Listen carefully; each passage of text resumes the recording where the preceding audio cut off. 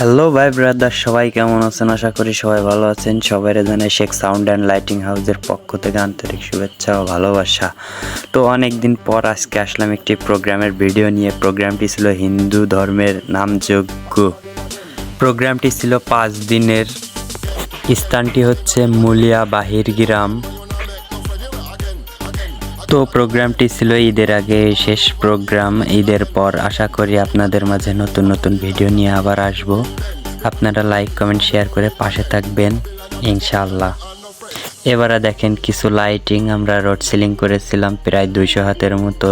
তারপরে দেখবেন আমাদের জেনারেটর ধোয়ার জায়গা এবং আমাদের নিজেদের রান্না করে খেতে হয়েছে ওখানে। ভিডিওটা কেমন হয়েছে কমেন্টে জানাবেন।